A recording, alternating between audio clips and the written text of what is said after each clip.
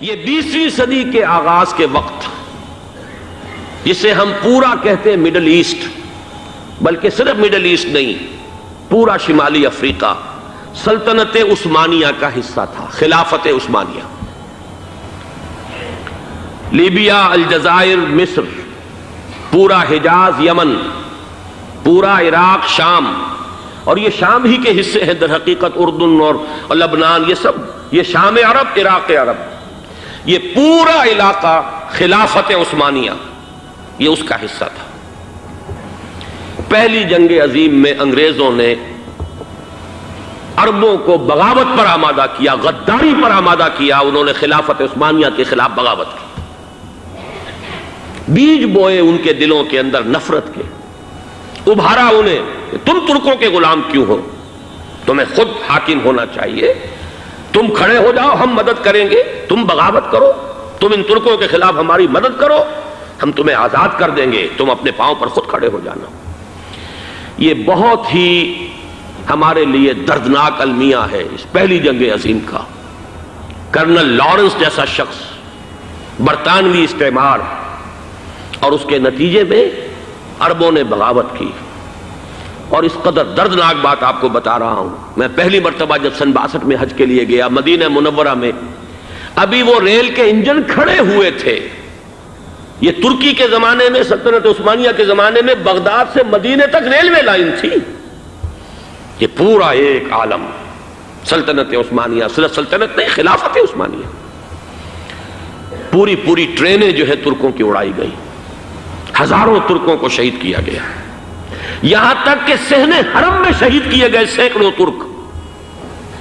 یہ جرم تھوڑے نہیں ہے، معمولی نہیں ہے۔ آج جس کی سزا مل رہی ہے، معلوم ہونا چاہیے کہ وہ جرائم کون کون سے تھے۔ اب بھی جو لوگ گئے ہیں انہوں نے دیکھا ہوگا، ترکی کا قلعہ موجود ہے اوپر پہاڑی کے اوپر، حرم کا جو سب سے بڑا دروازہ ہے باب ملک عبدالعزیز، اس کے سامنے ایک لائبریری ہوتی تھی، اب تو غالباً وہ بھی گرا دی گئی ہے، اس کے پیچھے پہاڑی پر ترکوں کا قلعہ ہے پرانا، اس پر توپیں موجود تھیں۔ جب بغاوت ہوئی ہے، جو حرم میں آئے ہوئے تھے ترک فوجی، ظاہر بات ہے نہتے، وہ تو نماز پڑھنے آئے ہوئے تھے، ان کو وہاں ذبح کیا گیا ہے۔ اور ترکوں نے اپنی توپیں استعمال نہیں کی کہ کہیں بیت اللہ کو کوئی گدن نہ پہنچ جائے۔ بہرحال یہ غداری ہوئی ہے پہلی جنگ عظیم کے دوران، اور نہ صرف ترکوں کے، عربوں نے کی ہے۔ جیسا کہ میں نے کہا تھا، دو ہیں سب سے بڑے مجرم روئے ارضی کے اوپر امت مسلمہ کے طبقات۔ ہمارا پنجابی سپاہی بھی جا کر انگریزوں کی مدد کر کے ایلن بی کو قبضہ جو لے کر دیا بغداد کا، اس میں ہمارے مسلمان پنجابی سپاہی بھی شامل تھے۔ یہ خون چکاں باب ہے ہماری تاریخ کا اس صدی کا۔ لیکن اس کے بعد سلطنت عثمانیہ کے ٹکڑے ہو گئے، چیتھڑے ہو گئے۔ ایک انگریز نے لکھا ہے یہ جملہ، زہر میں بجھا ہوا جملہ، کہ تاریخ میں یہ بات ثبت ہو جائے گی کہ ایک انگریز نے اس سلطنت کے ٹکڑے کر دیے کہ جو عمر فاروق نے قائم کی تھی رضی اللہ تعالیٰ عنہ۔ یہ پورا عالم، یہ تمام علاقہ کس نے فتح کیا تھا؟ یہ بات ہاتھ بدل گئے تھے، پھر ترک آ گئے، خلافت عثمانیوں کے پاس چلی گئی، لیکن یہ سلطنت تو حضرت عمر رضی اللہ تعالیٰ عنہ کے زمانے سے چلی آ رہی تھی۔ اس کو ایک انگریز کرنل نے، اور اس نے بغاوت پہ آمادہ کر کے عربوں کو اور ترکوں کے پیٹھ میں چھرا گھپوا کر ان کے ذریعے سے اور ٹکڑے کر دیے۔ لیکن جب جنگ ختم ہوئی، اب انہوں نے کہا کہ اب ہمیں آزادی دیجیے، تو اب انہیں معلوم ہوا کہ غداروں کو دنیا میں کیا ملتا ہے۔ ٹکڑے کر دیے گئے۔ یہ حصہ عراق یہ انگریز کے پاس رہے گا، شام کا یہ علاقہ یہ فرانسیسیوں کے پاس رہے گا، مصر پر انگریزوں کا تسلط رہے گا، لیبیا اطالویوں کے پاس رہے گا۔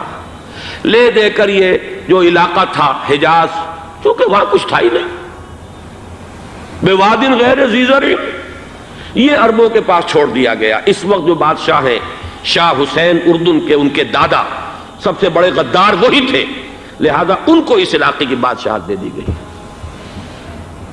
اس کے بعد نجد سے ایک تحریک اٹھی ہے، وہ سعودی جو خاندان ہے وہ نجد سے اٹھا ہے۔ نجد میں اس وقت کچھ بھی نہیں تھا، وہ تو صرف ریت کے تودے تھے اور کچھ بھی نہیں، لہذا ادھر کسی استعماری قوت کو دیکھنے کی ضرورت ہی نہیں تھی۔ وہ تو بعد میں تیل برآمد ہوا اور اس کی حیثیت ہو گئی، اور یہ امارات کا علاقہ جو ہے اس کی دنیا میں اب گویا کہ یوں سمجھیے کہ جو سب سے زیادہ اہم علاقے ہو سکتے ہیں روئے ارضی کے نقشے پر، ان میں سے ایک وہ ہو گیا، لیکن یہ اس وقت کی بات میں کر رہا ہوں، کوئی حیثیت نہیں تھی، لہذا اس کو چھوڑ دیا گیا۔ یہ ہے تاریخی پس منظر، یہ لکیریں جو کھینچی گئی ہیں، یہ ایک ملت اسلامیہ کو جو قومیتوں میں تقسیم کیا گیا، پھر نعرے لگوائے گئے المصر للمصریین الشام للشامیین۔ اب شامی ایک علیحدہ قوم ہو چکے ہیں، مصری ایک علیحدہ قوم ہو چکے ہیں، عراقی ایک علیحدہ قوم ہو چکے ہیں۔ یہ ساری تقسیمیں استعمار کی پیدا کرنا ہے، اس کا کوئی تعلق اسلام کے ساتھ نہیں۔ اب ضرورت تو اس بات کی تھی کہ استعمار کے پنجے جب یہاں سے کچھ ہٹے، دوسری جنگ عظیم کے بعد ایک دور آیا، امریکہ ابھرا ہے دنیا کی عالمی سطح پر سیاست میں، اس کے ہاں کچھ آزادی کے تصورات تھے، اس نے بھی سپورٹ کیا۔ برطانیہ کمزور ہو چکا تھا، وہ اتنے بڑے علاقے کو اب ہولڈ نہیں کر سکتا تھا۔ ہندوستان بھی آزاد ہوا، پھر یہ کہ اور دوسرے علاقوں سے بھی اس کو پسپائی اختیار کرنی پڑی۔ استعمار کے پنجے جس طرح بھی ہوئے، ان کے سینوں سے، عربوں کے سینوں سے جو ہے گویا کہ وہ ہٹے، لیکن امریکہ نے ایک اپنی بہت بڑی حکمت عملی جو اختیار کی، عالم عرب کے سینے میں اسرائیل کا خنجر پیوست کر دیا، تاکہ یہ کبھی آزاد نہ ہو جائیں، ہمارے انگوٹھے تلے رہے، ہماری پالیسی گورن کرے۔ یہ استعمار کا دوسری جنگ عظیم کے بعد، جہاں برطانوی استعمار، فرانسیسی استعمار رفتہ رفتہ یہ ہٹنے شروع ہوئے۔ صدر ناصر نے انگریزوں کو اٹھا کر پھینکا میڈیٹرینین میں اور دوسرے جگہوں سے، الجزائر نے آزادی حاصل کی فرانس سے، اطالویوں سے جو ہے لیبیا والوں نے آزادی حاصل کی، یہ ہو گیا، لیکن ایک خنجر پیوست کر دیا گیا اسرائیل کا سینہ عرب۔ اس صورتحال میں ظاہر بات ہے کہ ایک تو بڑی آئیڈیل پوزیشن تھی کہ پورا عالم اسلام متحد ہو، لیکن وہ تو بہت دور کا خواب معلوم ہوتا ہے۔ علامہ اقبال سے بڑا کوئی نقیب نہیں ہے ملت اسلامی کی وحدت کا۔ ایک ہو مسلم حرم کی پاسبانی کے لیے، نیل کے ساحل سے لے کر تا بخاک کاشغر، لیکن انہیں بھی اپنے لیکچرز میں کہنا پڑا کہ اس وقت جو صورتحال ہے، پورے عالم اسلام کی ایک وحدت بن جانا تو تقریباً ناممکن نظر آ رہا ہے۔ اگر کسی طرح ایک common wealth of Muslim nations وجود میں آ جائے تو بھی بڑی کامیابی ہوگی، لیکن اس سے بھی پہلے یہ تو زیادہ آسان تھا کہ عالم عرب ایک وحدت کی شکل اختیار کر لے۔ یہ تو ایک قوم ہے، اکثر و بیشتر ایک نسل یا زیادہ دو نسلیں کہہ دیجئے، شمالی افریقہ میں بربر نسل بھی ہے، باقی تو سب عرب ہیں۔ یہ پورا عالم ایک نسل، ایک زبان، پورے اتنے رقبے کے اوپر بولے جانے والی ایک زبان، یہ تو ایک ہو جائے۔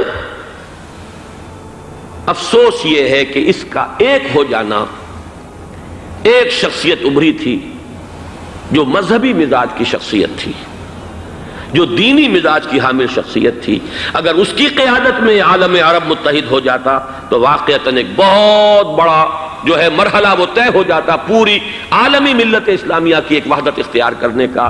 وہ شخصیت تھی شاہ فیصل شہید کی، اور اس لفظ کے ساتھ ہی آپ کے ذہن میں آ گیا ہوگا کیوں انہیں شہید کر دیا گیا، کس نے کیا کرایا،